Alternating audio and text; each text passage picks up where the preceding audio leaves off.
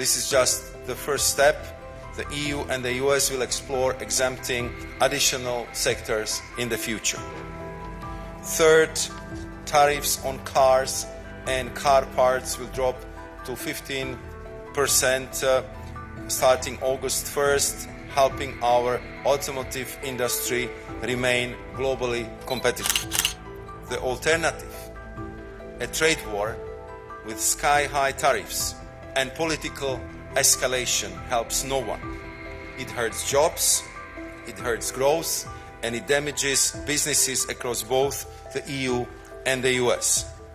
And this is not theoretical, as nearly 5 million European jobs, including many in SMEs, would be at risk.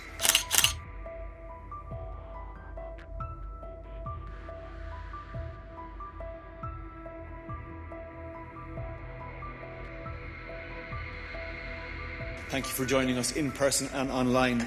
We are holding a press conference because, as you will have seen, we have just published the EU-US joint statement spelling out a blueprint and a roadmap for our future trade, investment and economic relations.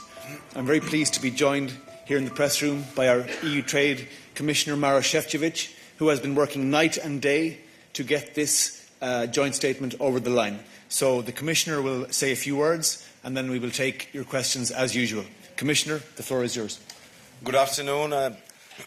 As Olive rightly pointed out, over the summer and under the steer of President von der Leyen, I have maintained regular contact with my US counterparts to follow up on the July agreement reached in Scotland. And today I am pleased to announce that we have crossed the finish line.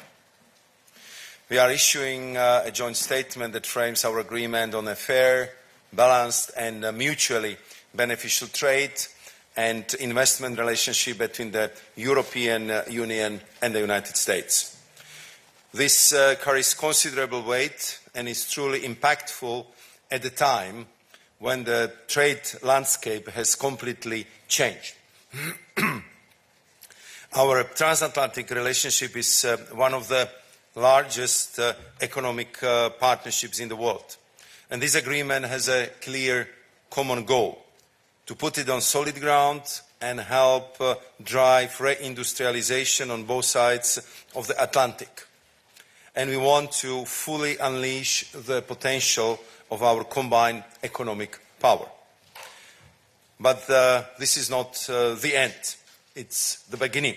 This framework is the first step, one that can grow over time to cover more sectors, improve market access and strengthen our economic ties even further. This work has been intense and essential. It brings stability and predictability to our relationship, two things that matter deeply to our businesses. It also strengthens our broader transatlantic partnership, which is more important than ever in today's complex geopolitical landscape. Let me focus on a few highlights from the joint statement. First, a 15% all-inclusive tariff cap for the European Union. This is the most favorable trade deal the US has extended to any partner. A wide range of sectors, including strategic industries such as cars, pharmaceuticals, semiconductors and lumber, will benefit from this cap. To get a bit technical, unlike with other trading partners, the 15% cap does not come on top of existing most favored nation tariffs. Instead, it includes them. Where existing tariffs are already 15% or higher, no additional tariff will apply. This means that the EU will benefit from significantly lower effective tariffs compared to other countries. Second, we have locked in significant exemptions, zero or no zero tariffs in important areas.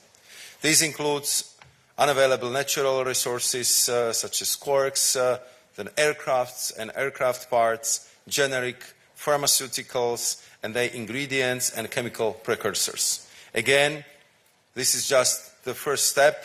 The EU and the US will explore exempting additional sectors in the future.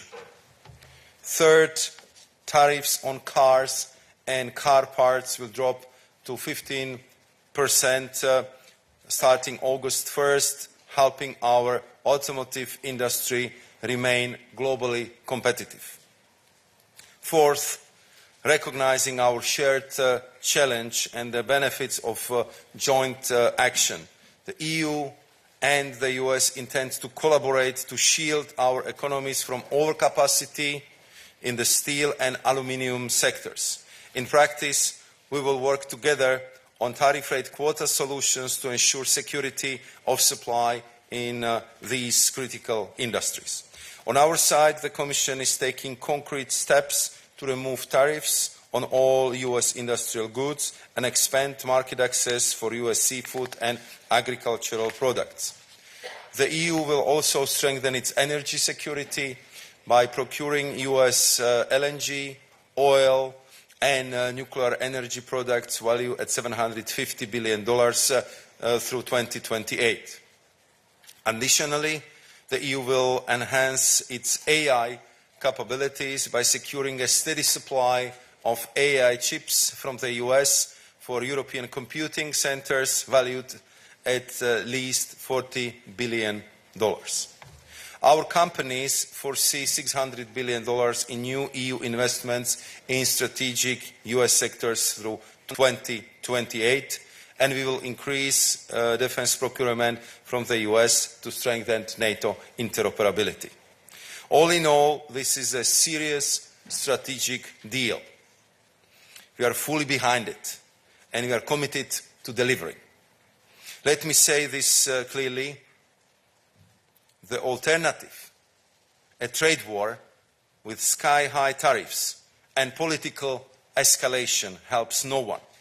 It hurts jobs, it hurts growth, and it damages businesses across both the EU and the US.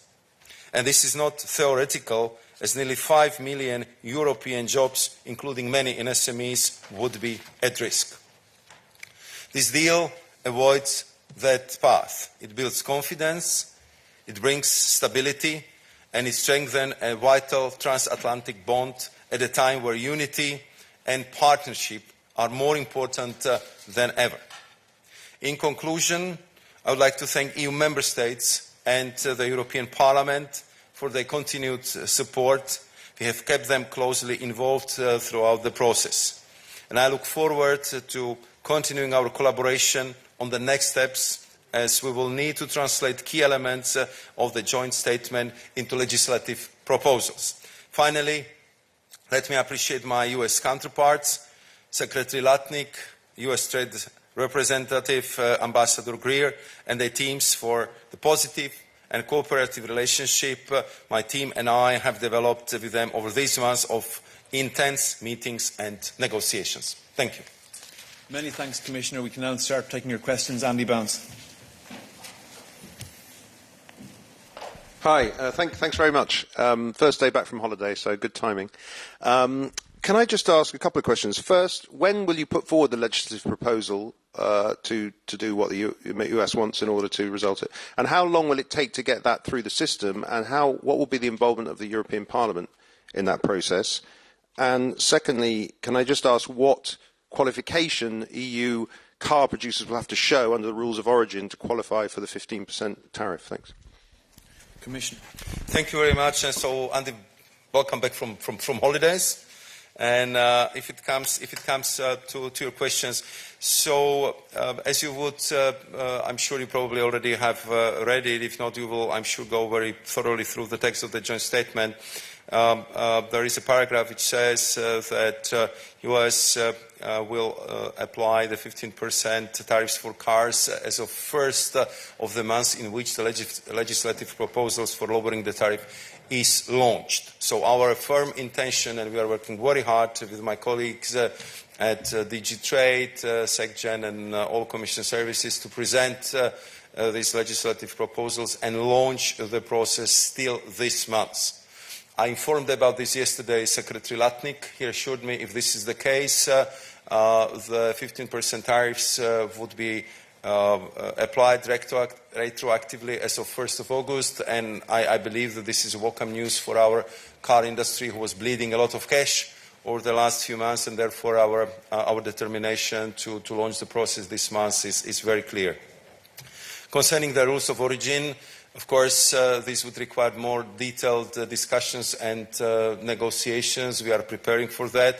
But I think that in really more than, I would say, 120, 30 hours of personal face-to-face time I had with my counterparts over the last couple of months, I think we made very clear conclusions. First, there is a huge benefit in having transatlantic standards. Our industry would benefit a lot. The cost will go down. And of course, it would have a huge impact on standard management and standard forming across, I would say, the global economy. And therefore, we decided to work closely on standards, to have a detailed discussions on the rules of origin. But of course, it would require further work. But what is very important that we'll both approach it in a good faith, and I'm convinced that we'll find the best possible solutions for our industries and businesses.